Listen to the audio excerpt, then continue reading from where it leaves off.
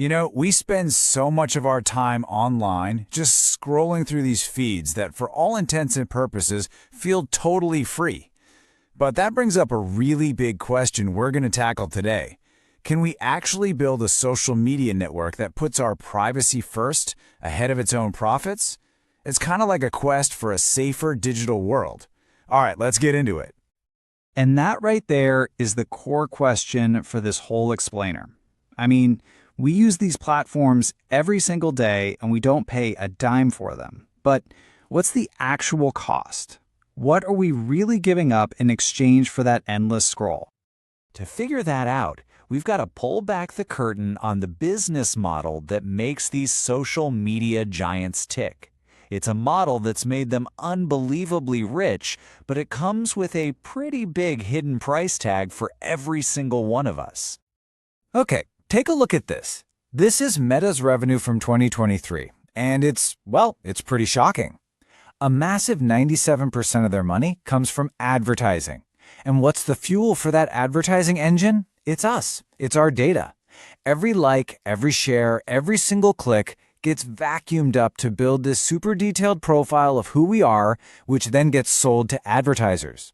It really proves that old saying, if you're not paying for the product, you are the product.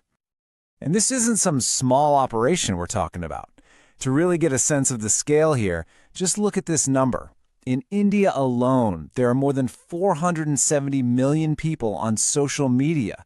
That is a gigantic pool of digital identities, all feeding into this data machine. A lot of the time, while the laws meant to protect them are still trying to catch up. So the problem seems pretty clear, right? But what would the solution even look like? If we could just start from scratch and design a social media platform where privacy was the #1 goal, what would be the absolute must-have features? Let's try and build a blueprint for that. And here it is, what we could call the privacy-first checklist. First up, data minimization.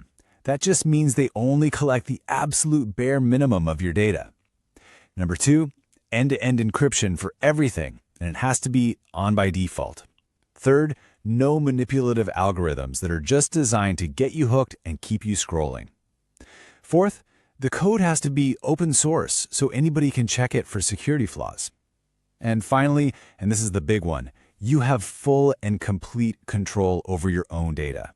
Period. Now that checklist, it sounds amazing in theory, doesn't it? But can it actually work in the real world? Well, a few platforms have given it a shot.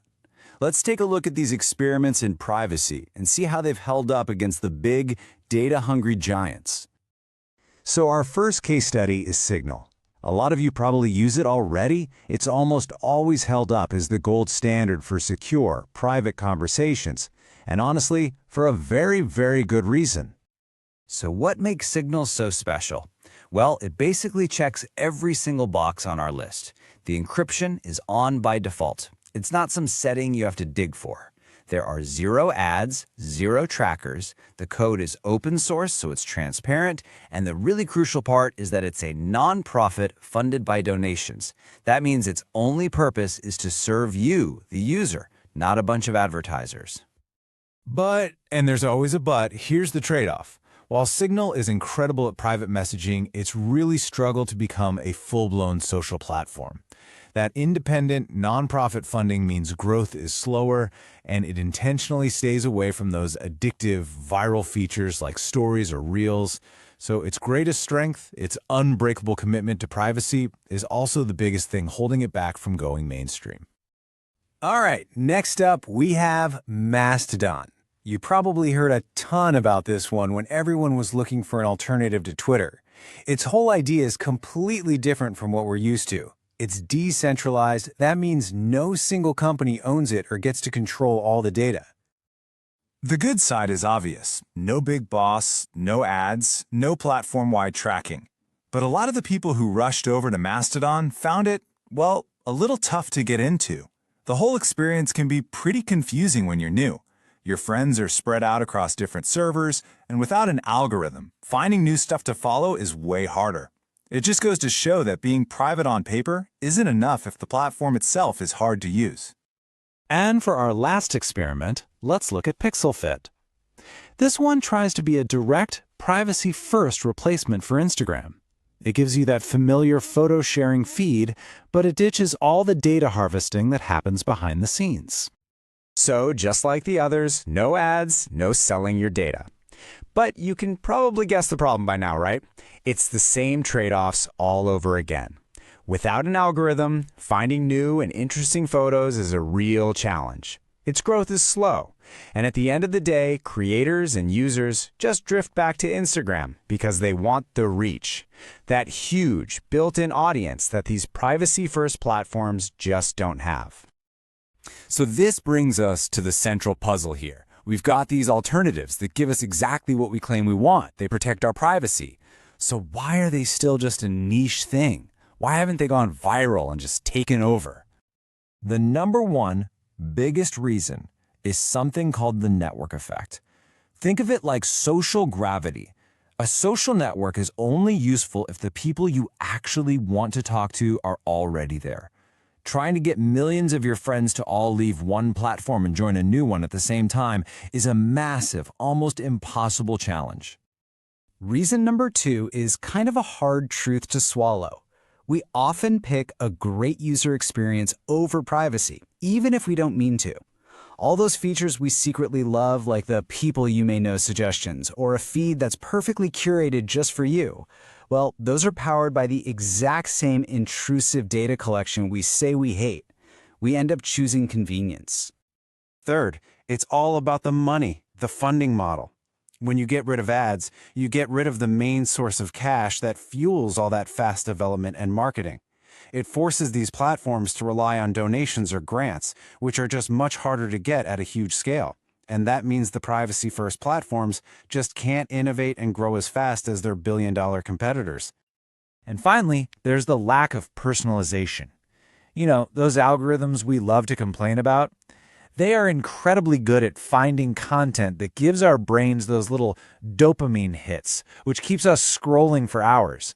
When you take away that algorithm, you take away a key ingredient that makes the experience so sticky and, let's be real, so addictive. Okay, so the hurdles are huge. You've got the network effect, our own habits, the money problems. Everything seems stacked against privacy. So is it a lost cause? Well, not necessarily. Let's explore what a path forward might actually look like. For one of these to succeed, it probably needs a mix of 3 things. First, different ways to make money, like hybrid models with subscriptions and donations to keep the lights on without selling data.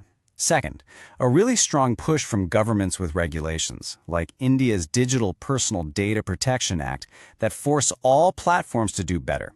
And third, and this is the one I think is most interesting, privacy-literate design. Just imagine privacy settings that are actually beautiful, easy to use, and turned on by default, not buried in some menu. That could be a total game changer.